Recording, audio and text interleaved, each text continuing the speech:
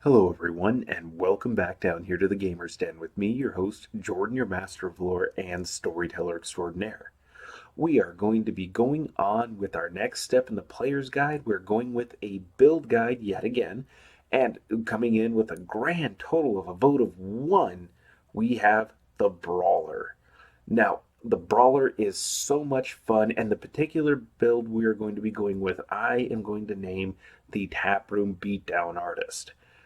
There's certainly a handful of guides out there covering the Brawler. There's not as many as I would have thought there would be, surprisingly. Maybe it's just because it came with a later book, and it's a class that's a blend of two other base classes from the Pathfinder core rulebook here.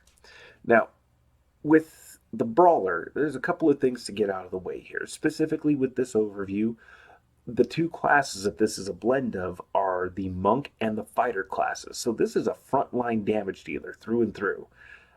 It's This particular class has a very flexible combat strategy revolving around punching things.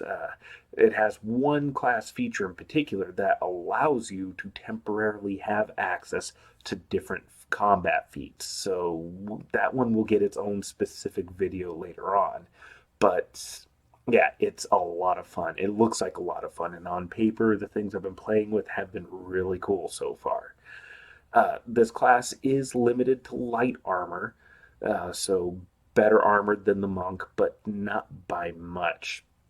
You get a D10 for hit dice, so definitely better hit dice than the monk. You get the best attack bonus progression, and so this makes for a definitely a sturdier version of the monk.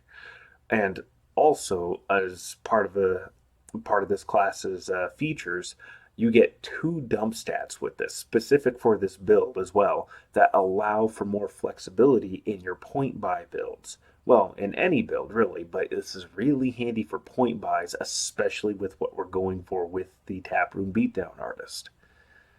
And really, since this is a blend of fighter and monk, and if the name of this build didn't clue you in, we are going to be focusing on pumping this class's strength. This particular character is going to be high strength, so that way they can deal the maximum amount of damage possible.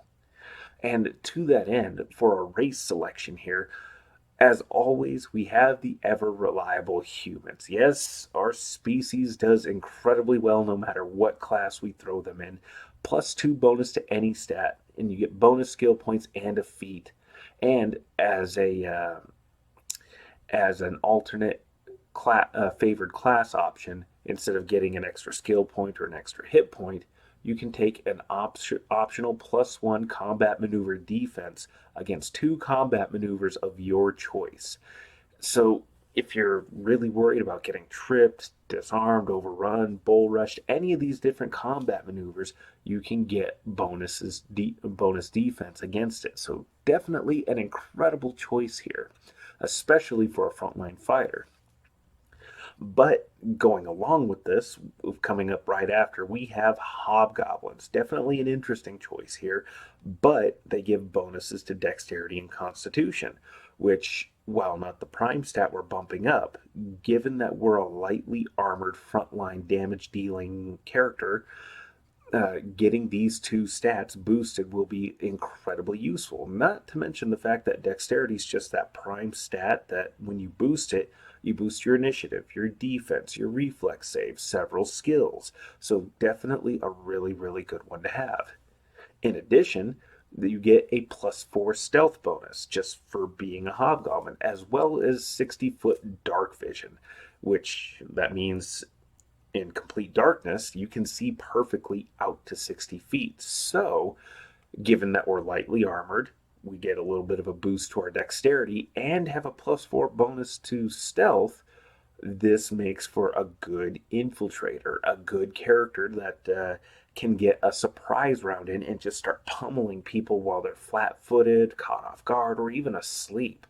So, really, really, really good choice to have here. And then after that, we have the Oread, which gives us a +2 bonus to our strength and to our wisdom -2 to charisma. Now, charisma is the dump stat. Wisdom is not necessarily what we're focused on, but given that it is a weakness for this particular character class and this build, having it boosted a bit certainly doesn't hurt. It only helps our cause long run.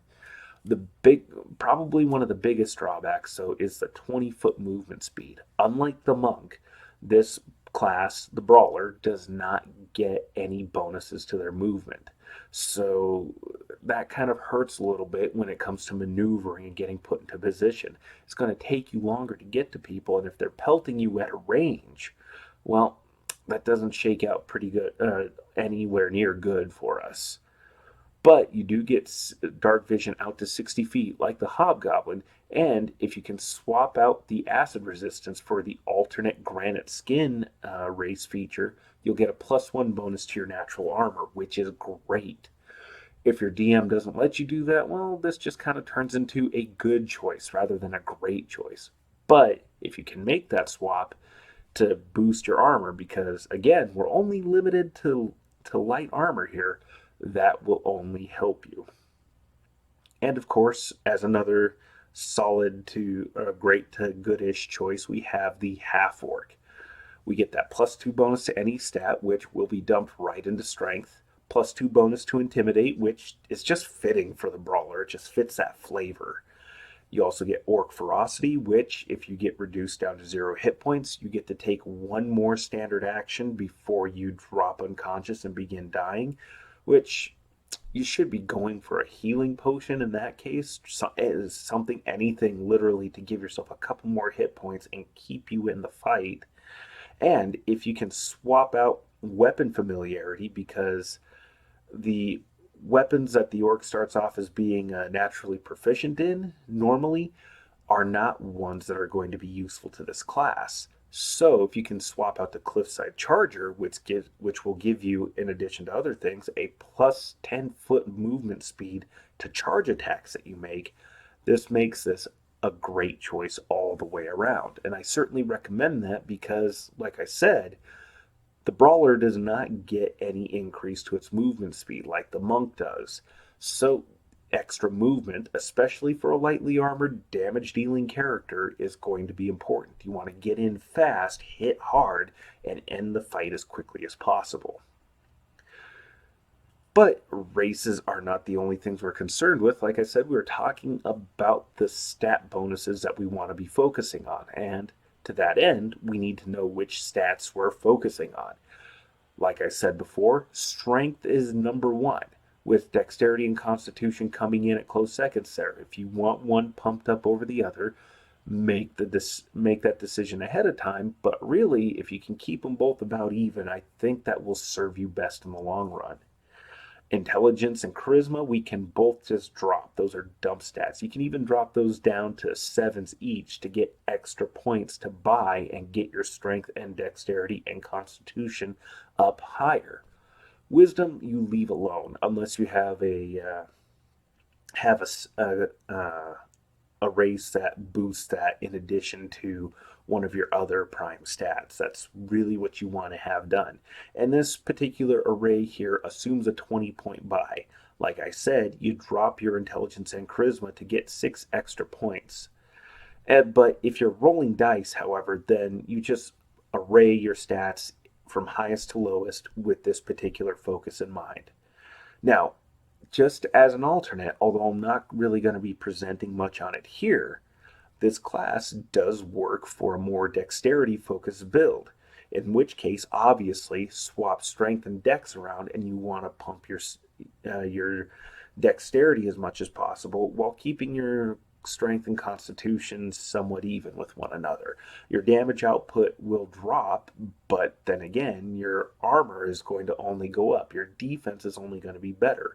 And to make up for that loss in attack bonus, you pick weapon finesse as one of your bonus feats. That way you can use your dexterity score for your attack rolls and not have to worry about using your strength for your melee attack rolls. So that'll make up that particular deficiency there. Now, this is just a brief, really quick overview onto which stats you want to focus on and which races that you want to pick out. We'll be diving more next time into the specific class features for the Brawler. And as I mentioned, that combat feat flexibility feature I'd mentioned before, that one will be getting its own specific video because it's a bit lengthier than the other class features are, and it's definitely worth going into and giving a little bit extra time to. It'll be mentioned in the class features overall, but be ready for a more detailed explanation on that because I had to read it a couple of times myself. But with that said, I've been your host, Jordan, your master of lore and storyteller extraordinaire. Thank you for joining me, and if you enjoyed today's video, well, pop on down there, give me a like, give me a comment, and if you're interested in looking at more content here, there's some videos right over here that YouTube's almighty algorithms will be recommending, as well as whatever I've done most recently. And hell, if you're enjoying content here so far, then please go down and subscribe. We'd be glad to have you here. Always glad to have more members and alumni for the Gamers Den. But once again, I've been your host, Jordan, your master of lore and storyteller extraordinaire. Thank you all so much for your time, and you have yourselves a good night.